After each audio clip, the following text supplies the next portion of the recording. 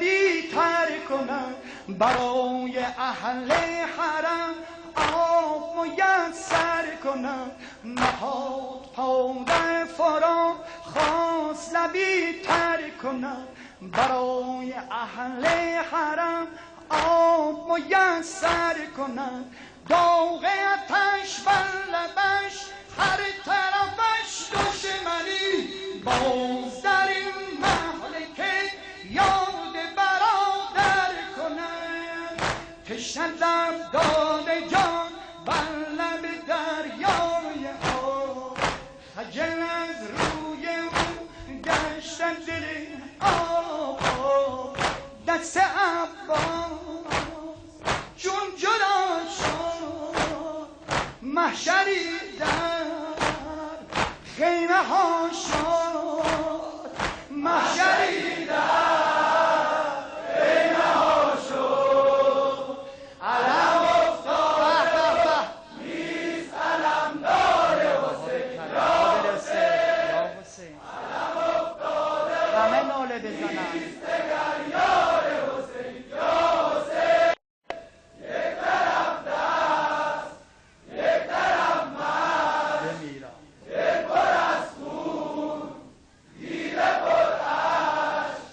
دل پر از خون دیده پر اشک نهاد پا در فرات خواست لبی تر کنم برای اهل حرم آب میسر کنم نهاد پا در فرات خواست لبی تر کنم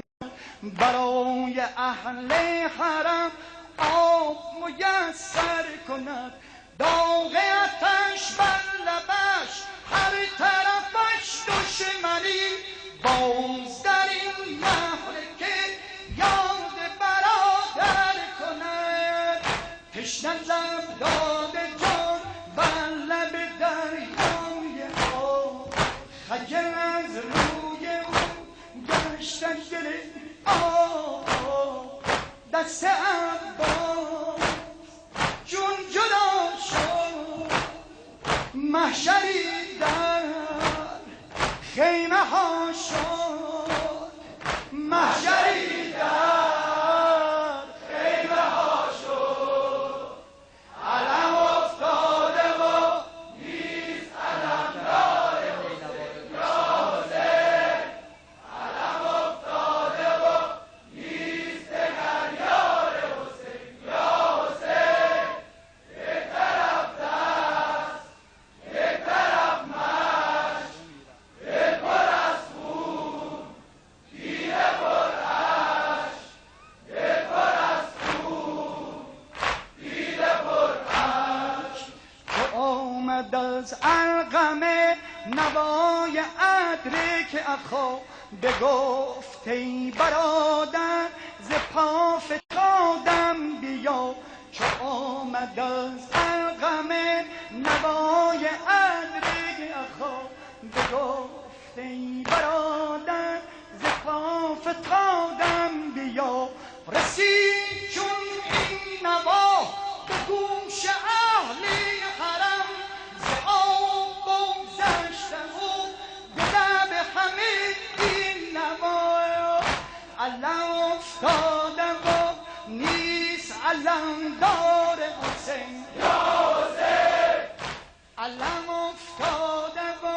نیست دگر یار حسین یا حسین یک طرف دست یک طرف مشت